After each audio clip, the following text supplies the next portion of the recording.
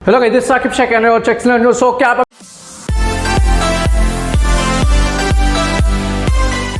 Just class 12 में और Maharashtra board में पढ़ रहे हो, राइट यार। ऑलरेडी हम लोग ने आपका क्लास 12 का मैथमेटिक्स का पूरा सिलेबस फिनिश कर दिया और हम लोग ने आपका केमिस्ट्री का सिलेबस स्टार्ट कर दिया। लाइक हम लोग ने केमिस्ट्री में क्लास 12 महाराष्ट्र बोर्ड का जो केमिस्ट्री, उसके बाद 3 चैप्टर्स अब तक हम लोग ने फिनिश किया। लाइक फर्स्ट चैप्टर आपका सॉलिड स्टेट, सेकंड चैप्टर आपका सॉल्यूशन और जो थर्ड चैप्टर एकदम प्यारा सा आयोनिक इक्विलिब्रिया। और आज हम लोग स्टार्ट करने वाले हैं एकदम प्यारा सा चैप्टर जो आपका फोर्थ है, मोस्ट इंपॉर्टेंट चैप्टर जिसको बोलते हैं हम लोग केमिकल थर्मोडायनेमिक्स। वो इसलिए क्योंकि ये सेम चैप्टर आपको क्लास 12 फिजिक्स में भी है यार, वहां पे थर्मोडायनेमिक्स आपका चैप्टर, राइट यार। अभी तक इससे पहले के जो जितने भी 3 चैप्टर्स अभी तक आपने नहीं देखा तो उसका लिंक आपको डिस्क्रिप्शन या आई बटन में मिल जाएगा, जल्दी जाके देखो और अपने फ्रेंड्स को कर देना शेयर। तो यार बिना किसी टाइम पास के करते इस वीडियो को स्टार्ट। उससे पहले अगर आप चैनल पर नहीं हो तो चैनल को सब्सक्राइब करके उसके बेल आइकन को प्रेस करना ताकि जब भी हम लोग वीडियो अपलोड करें आप तक नोटिफिकेशन पहुंच जाए। और इंस्टाग्राम पे जरूर फॉलो करना, लिंक डिस्क्रिप्शन पे मिल जाएगा, जाके फॉलो कर सकते हो, राइट। चलो बिना किसी टाइम पास क्या करते हैं यार, स्टार्ट। तो एक केमिकल थर्मोडायनेमिक्स एक्चुअल में है क्या, तो सबसे पहले उसका कुछ बेसिक्स देखेंगे हम लोग। देखो क्या बोलता है सबसे पहले यार, मैटर। भाई वो मैटर नहीं, जब हम बोलते हैं भाई मेरा मैटर हो गया, ये हो गया, वो मैटर नहीं।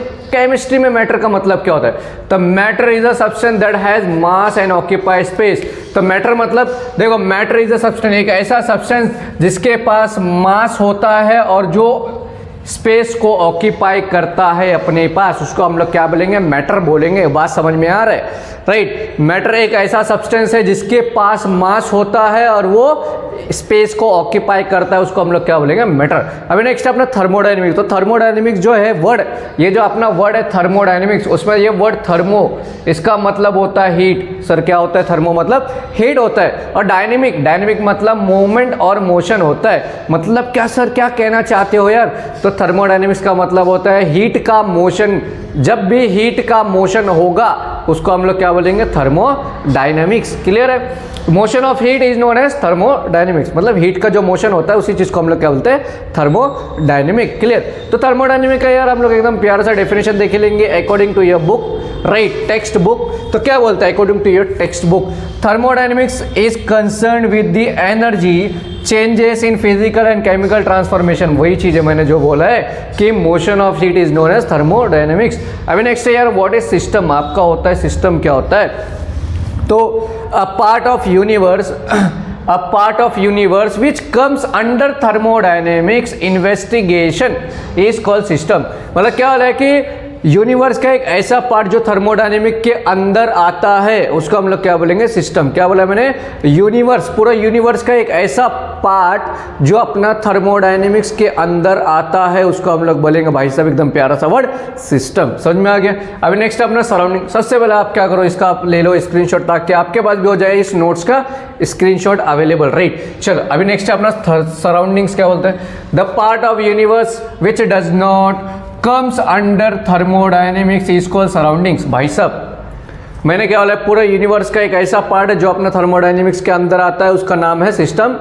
और एक ऐसा पार्ट पूरे यूनिवर्स का जो थर्मोडायनेमिक्स के अंदर नहीं आता है, उसको हम लोग बोलेंगे surrounding. For example cylinder, room and other etcetera, बहुत सारी चीज़ें। चलो अभी टाइप्स ऑफ, अभी ये जो सिस्टम पढ़ा है ना, सिस्टम, पूरा सिस्टम का अभी देखेंगे टाइप क्या क्या है। तो सबसे पहला भाई ओपन सिस्टम। हाँ, ओपन सिस्टम, खुला सिस्टम, समझ में आ गया? अ system that freely allows exchange of energy and matter with its surrounding is called open system. भाई क्या बोला है? क्या बोल रहे हो? क्या बोला है? देखो, अ system that freely allows exchange of energy, मतलब एक ऐसा सिस्टम जो अपना एनर्जी और मैटर दोनों भी सराउंडिंग के साथ एक्सचेंज करता है, उसको हम लोग क्या बोलेंगे भाई? Open system. बात समझ में आ गया? एक ऐसा सिस्टम जो अपना एनर्जी और मैटर दोनों भी अपने सराउंडिंग के साथ क्या करता है? एक्सचेंज करता है, उसको हम लोग बोलेंगे ओपन सिस्टम। अभी close system, a system that allows exchange of energy only not matter with surrounding is called closed system। भाई सिस्टम का एक ऐसा पार्ट, मतलब एक ऐसा सिस्टम जो अपना सिर्फ एनर्जी क्या कर रहा है, एक्सचेंज कर रहा है किसके साथ, सराउंडिंग के साथ, मैटर नहीं कर रहा है, तो उसको हम लोग क्या बोलेंगे, क्लोज सिस्टम। तो वापस देख लो, ओपन सिस्टम क्या होता है, एक ऐसा सिस्टम जो एनर्जी और मैटर दोनों भी अपना एक्सचेंज करता है सराउंडिंग के साथ, तो उसको ओपन सिस्टम। क्लोज सिस्टम मतलब एक ऐसा सिस्टम जो सिर्फ एनर्जी क्या कर रहा है, एक्सचेंज कर रहा है किसके साथ, सराउंडिंग के साथ, मैटर को नहीं कर रहा है, तो उसको हम लोग क्या बोलेंगे, क्लोज सिस्टम। अभी नेक्स्ट आता है भाई साहब isolated system. A system that does not allow exchange of either energy और matter with surrounding is called isolated system. मतलब एक ऐसा सिस्टम जो अपना कुछ भी एक्सचेंज नहीं कर रहा है भाई साहब, बदला नहीं दे रहा है, मतलब वो कुछ भी क्या कर रहा है, एक्सचेंज नहीं कर रहा। कौन, एक ऐसा सिस्टम जो ना तो एनर्जी ना तो मैटर एक्सचेंज करता है सराउंडिंग के साथ, उसको हम लोग क्या बोलेंगे, आइसोलेटेड सिस्टम। एकदम प्यारा सा पढ़ लिया हम लोग ने। अभी बढ़ेंगे, देखो ये जो प्रॉपर्टीज है किसका भाई, सिस्टम का जो प्रॉपर्टी क्या है, तो दो टाइप के प्रॉपर्टी, इतना याद रखो। पहला भाई साहब एक्सटेंसिव प्रॉपर्टी, ठीक है भाई साहब, क्या बोलते हैं extensive property, a property which depends on the amount of matter present in a system is called extensive property. एक ऐसा प्रॉपर्टी जो डिपेंड होता है कि कितना अमाउंट ऑफ मैटर उस सिस्टम में प्रेजेंट है। क्या बोले मैंने, एक ऐसा प्रॉपर्टी जो डिपेंड होता है किस पे, कि कितना अमाउंट ऑफ मैटर उस सिस्टम में प्रेजेंट है, तो उसको हम लोग क्या बोलेंगे, extensive property. For example mass, volume, internal energy, heat capacity, number of moles, और भी बहुत सारे। अभी इंटेंसिव प्रॉपर्टी क्या होता है, अ property which is independent of the amount of matter in a system is called intensive property. एक ऐसा प्रॉपर्टी जो डिपेंडेंट नहीं होता है कि कितना अमाउंट ऑफ मैटर उस सिस्टम में प्रेजेंट है, उसको हम लोग बोलेंगे इंटेंसिव प्रॉपर्टी। एग्जांपल भाई pressure, temperature, surface tension, melting point, boiling point, specific heat, और भी बहुत सारा। समझ में आ गया? तो यार जल्दी जल्दी क्या कर देना, इस वीडियो को अपने फ्रेंड्स के साथ कर देना है शेयर, और चैनल पे न्यू हो तो सब्सक्राइब जरूर कर लेना, right, because we are not charging a single rupee from you for that subscription, so just subscribe and press the bell icon. So let's move to the next topic, towards next topic. जल्दी जल्दी बढ़ेंगे अभी next topic की तरफ। Next topic आपका क्या बोलता है, अभी बढ़ेंगे नेक्स्ट टॉपिक की तरफ। तो नेक्स्ट टॉपिक आपका बोलता क्या है, तो सबसे पहला है उसके बाद स्टेट फंक्शन। तो स्टेट फंक्शन एक्चुअल में है क्या भाई सब, स्टेट फंक्शन क्या है, the property which depends upon the state of system and independent of a path follow to attain it is called state function. तो सबसे पहले क्या करो, आप इसका ले लो स्क्रीनशॉट। चलो ले लिया, चलो अभी देखो क्या बोला, a property, the property which depends upon the system, the property which depends upon the state of system and independent of a path followed to attain it is called state function। मतलब एक ऐसा property जो depend करता है उस कोई भी system के स्टेट पे, ना कि वो स्टेट कैसे हुआ। समझा? फॉर एग्जांपल देखो, एग्जांपल से समझेंगे। फॉर एग्जांपल इनिशियल लेवल पे अपना प्रेशर P1 था, वॉल्यूम V1 था, टेम्परेचर T1 था और नंबर ऑफ मोल्स Na। और ये फाइनल जब हुआ, मतलब ये इनिशियल था, इनिशियल से फाइनल में वो जब P1 है P2 हो गया, V1 V2 हो गया, T1 T2 हो गया, और एन जो है सेम। तो क्या बोलता है, देखो स्टेट फंक्शन क्या बोलता है, the property which depends upon the state of a system. एक ऐसा प्रॉपर्टी जो सिर्फ डिपेंड करता है उस सिस्टम के स्टेट पे। स्टेट पे मतलब ये जो वेरिएबल है ना कि P1 और P1 इधर है, ये P2 कैसे हुआ, समझ में आ गया? पहले P1 था फिर P2 था, मतलब क्या किस पे डिपेंड करेगा, ये वेरिएबल्स के स्टेट पे, सिस्टम के स्टेट पे, ना कि ये P1 से P2 कैसे हुआ। मतलब देखो यहाँ पे P1 से P2 होने के बीच में जो प्रोसेस है, उस प्रोसेस पे वो डिपेंड नहीं करता है कि कैसा प्रोसेस होने के बाद वो P1 से P2 पे गया। सिर्फ वो किस पे डिपेंड करेगा कि वो पहले P1 था फिर बाद में P2 हो गया। समझ में आ गया? तो वही चीज़ बोल रहे हैं, the property which depends upon the state, सिर्फ स्टेट पे वो डिपेंड करता है कोई भी सिस्टम का, और इंडिपेंडेंट होता है कि वो path follow to attain it, मतलब वो कैसे बना। समझ में आ गया? कैसे वो बना, P1 से P2 कैसे बना, उस पर वो डिपेंड नहीं करेगा। सिर्फ किस पे डिपेंड करेगा, पहले P1 था बाद में P2 हो गया, बस इतना। समझा? मतलब उसके स्टेट पे, वेरिएबल्स पे सिर्फ डिपेंड करता है। क्लियर? अभी पाथ फंक्शन क्या है, ये जो है भाई, a property which depends upon the path are called path function. मतलब क्या है पाथ फंक्शन, मतलब क्या होता है, एक ऐसा प्रॉपर्टी जो डिपेंड करता है कि ये पहले P1 था फिर P2 हुआ, ये बीच में क्या प्रोसेस हुआ, उस प्रोसेस पे वो डिपेंड करता है। समझ में आ गया कि P1 P2 कैसे हुआ, P1 से P2 कैसे हुआ, उसके बीच में क्या प्रोसेस था, उस प्रोसेस पे ये डिपेंड करता है, उसको हम लोग बोलेंगे पाथ फंक्शन। समझ में आ गया? एग्जांपल वर्क हो गया, हीट हो गया। अभी नेक्स्ट थर्मल इक्विलिब्रियम क्या है भाई?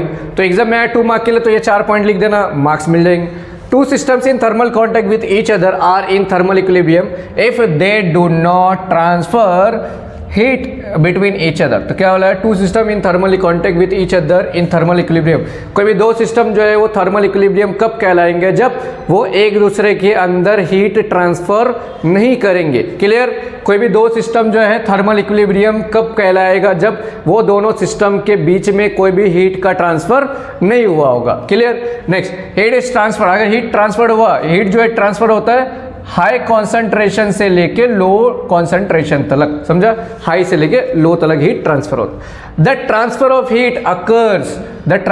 Heat occurs till level of heat content becomes equal in both substance. भाई हीट अपना कब तक ट्रांसफर होते रहेगा?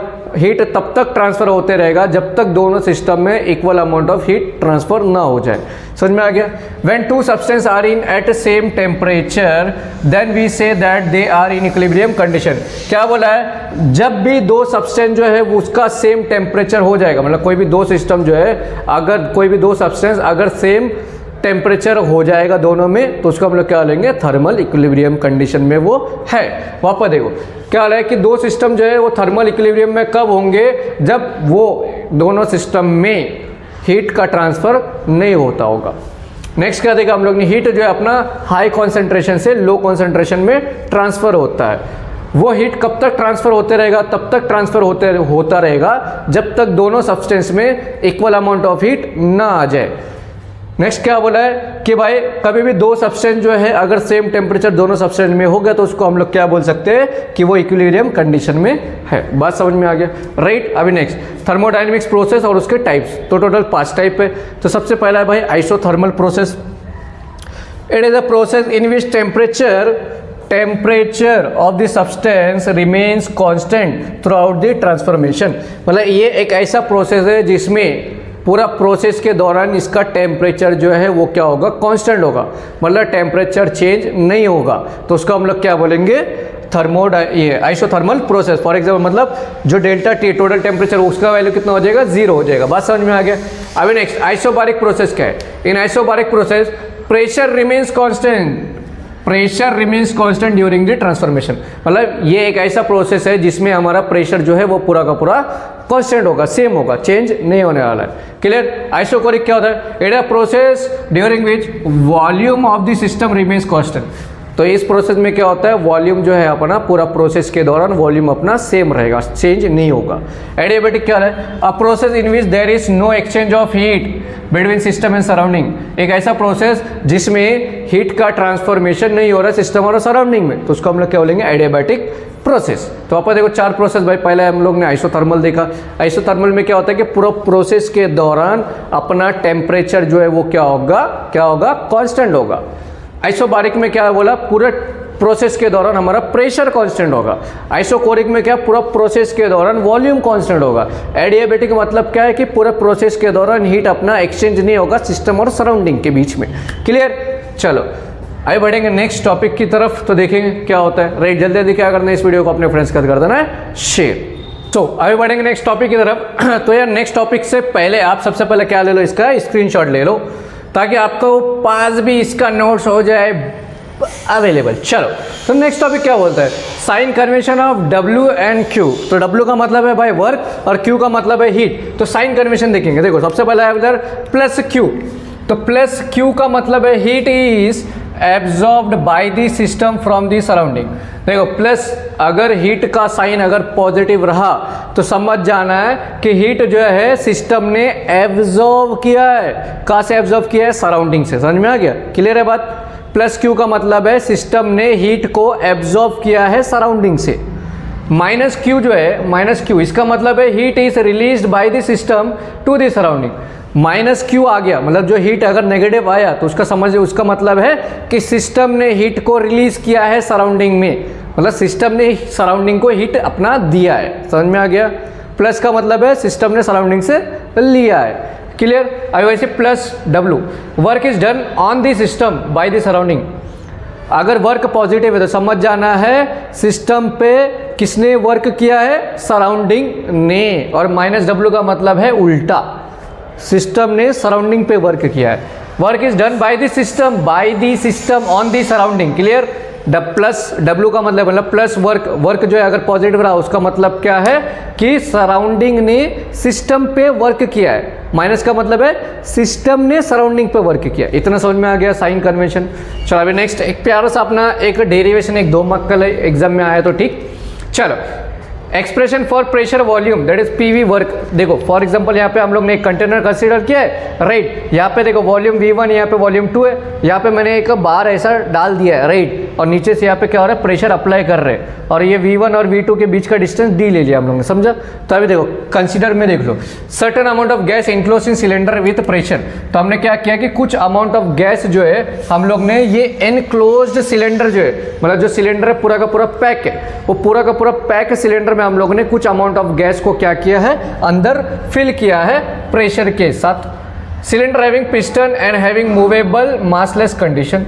तो भाई सिलेंडर के पास जो है पिस्टन है, एक समझ में आ गया, एक पिस्टन है और एक मूवेबल मासलेस जो है कंडीशन। तो अभी देखेंगे क्या, यहाँ पे V1 जो अपना वॉल्यूम है गैस का, T मतलब टेम्परेचर है गैस। सपोज पिस्टन जो है पुश हो रहा है, मतलब गैस जो है फोर्स को क्या कर रहा है, अप्लाई कर रहा है। Gas applies force equal to area of piston. जो गैस है इसके अंदर, गैस अगर जो अपना फोर्स अप्लाई करेगा तो पिस्टन का जो एरिया है ना उसके इक्वल करेगा, समझ में। जितना एरिया पिस्टन का है उतने एरिया पे गैस जो अपना फोर्स क्या करेगा, अप्लाई करेगा। तो फॉर एग्जांपल देखो, जो टोटल प्रेशर होगा वो क्या होगा, इक्वल होगा जो एक्सटर्नल प्रेशर है। फॉर एग्जांपल देखो यहाँ पे गैस है, गैस ने ऊपर की तरफ अगर फोर्स लगाएगा, प्रेशर लगाएगा, तो ऊपर से भी तो पिस्टन इसको प्रेशर लगाएगा, राइट। जो ऊपर से लग रहा है वो अपना क्या है, बाहर वाला प्रेशर है, मतलब एक्सटर्नल प्रेशर है। हमेशा याद रखो एक्सटर्नल प्रेशर हमेशा माइनस में रहता है, समझा। ये इतना याद रखो। अभी सेकेंड चैप्टर हम लोग ने फिजिक्स पढ़ा है, मैकेनिकल प्रॉपर्टीज ऑफ फ्लूइड्स। उसमें देखा हम लोग ने प्रेशर का फॉर्मूला क्या होता है, फोर्स अपॉन एरिया होता है। तो देखो अगर मुझे फोर्स का वैल्यू चाहिए, ये एरिया इधर जाएगा, राइट। तो फोर्स क्या हो जाएगा, प्रेशर इंटू एरिया। गौर से देखो यहाँ पे फ्रॉम 1 हम लोग बोल सकते हैं, प्रेशर का वैल्यू डायरेक्ट है हमारे पास, तो ये वैल्यू क्या कर देना है, यहाँ पे सब्सटीट्यूट कर देना है। तो फोर्स का भी वैल्यू क्या आएगा, -P एक्सटर्नल इंटू एरिया। इतना समझ में आ गया। अभी नेक्स्ट वी नो दैट, इसके नीचे यहाँ से कंटिन्यू करना। वी नो दैट जो वर्क होता है, वर्क क्या होता है, फोर्स इंटू डिस्प्लेसमेंट होता है। इतना सबको पता है, फॉर्मूला बेसिक फॉर्मूला है। तो यहाँ पे देखो ऑलरेडी फोर्स का वैल्यू मिला है, सिंपल सा क्या करना है, इस फोर्स की जगह पे ये वैल्यू क्या कर देना है, सब्सटीट्यूट कर देना है। देखो इसकी जगह पे ये वैल्यू पुट कर दे। कुछ डाउट है इसमें? अभी नेक्स्ट क्या देगा, सिमिलरली हम लोग ने अगर चेंज इन वॉल्यूम देखना है तो चेंज इन वॉल्यूम क्या होता है, area into displacement, right, distance. तो यहाँ पे देखो गौर से देखोगे, ये एरिया इंटू डिस्टेंस जो है, इसकी जगह पे हम लोग ये W पुट कर सकते हैं, डेल्टा V पुट कर सकते हैं। तो फाइनली वर्क का फॉर्मूला क्या आएगा, -P external into delta V। और डेल्टा V मतलब क्या होगा, final volume minus initial volume, मतलब V2 माइनस V1। इतना समझ में आएगा। तो ये फाइनली अपना इक्वेशन। ज़्यादा कुछ नहीं किया, 2-3 स्टेप है। देखो सबसे पहले क्या किया, जो प्रेशर था उसको इक्वल बताया, जो एक्सटर्नल प्रेशर है, राइट, एक्सटर्नल प्रेशर जो है वो माइनस में आ गया। इसका क्या देगा, प्रेशर का फॉर्मूला क्या था, फोर्स अपॉन एरिया। तो यहाँ से फोर्स का वैल्यू मिल जाएगा, राइट। तो ये प्रेशर का वैल्यू था, ये यहाँ पे सब्स्टिट्यूट कर दो, ये मिल गया। सेकेंड स्टेप में क्या करना है, work equal to force into displacement होता है, राइट। तो ये जो डिस्टेंस, जो फोर्स का वैल्यू मिला, ये यहाँ पे सब्स्टिट्यूट कर दो, हो गया। इसका तो वॉल्यूम क्या होता है, A इंटू डी। तो A इंटू डी की जगह पर डेल्टा V पुट कर दो, डायरेक्ट फाइनल आंसर मिल जाएगा। क्लियर? ज़्यादा कुछ ये था नहीं, एक बार देख लेना। चलो अभी next, free expansion. Free expansion means expansion against zero, zero के अगेंस्ट में एक्सपेंशन। एक्सपेंशन मतलब बड़ा करना। अभी opposing force, it may be possible in vacuum. Opposing force जो है सिर्फ ये वैक्यूम में ही प्रेजेंट होता है, समझ में आ गया। अगर वैक्यूम में प्रेजेंट रहा तो वर्क क्या हो जाएगा, जीरो हो जाएगा। क्यों? क्योंकि जो एक्सटर्नल प्रेशर है वो जीरो होता है। जब एक्सटर्नल प्रेशर जीरो हो गया तो वर्क भी क्या हो जाएगा, जीरो हो जाएगा। क्लियर? ये बेसिक्स था यार, देख लेना। अभी नेक्स्ट है units of energy and work. Work और एनर्जी का यूनिट देखेंगे। तो 1 पास्कल इक्वल टू क्या होता है, 1 kg metre inverse second minus square, right. अभी देखो नेक्स्ट, P जो है प्रेशर जो है, हमेशा देखो प्रेशर जो हम लोग एक्सप्रेस करते हैं बार में, BAR बार में, और वॉल्यूम जो हम लोग एक्सप्रेस करते हैं DM क्यूब में। तो 1 बार जो है वो इक्वल होता है 10⁵ पास्कल्स, और 1 DM क्यूब बार जो होता है वो 100 जूल। ये इतना याद रखना, राइट। चलो ये तो बेसिक्स पूरा चैप्टर्स का हो गया। अभी मेन जो है भाई आगे अभी होगा, क्या आगे होगा, इसके आगे हम लोग पढ़ेंगे एक्सप्रेशन फॉर वर्क, जो है अपना वर्क का एक्सप्रेशन हम लोग देखने वाले, राइट। तो वर्क का एक्सप्रेशन देखेंगे, फिर थर्मोडायनेमिक्स का फर्स्ट लॉ देखेंगे, सेकंड लॉ देखेंगे, और भी बहुत सारी चीज़, स्पॉन्टेनियस देखेंगे, सब कुछ देखने वाले हम लोग। स्टैंडर्ड एंथैल्पी जो है सब कुछ देखने वाले। जल्दी जल्दी क्या करना है, इस वीडियो को शेयर कर देना, राइट। चलो बढ़ेंगे अभी नेक्स्ट टॉपिक की तरफ।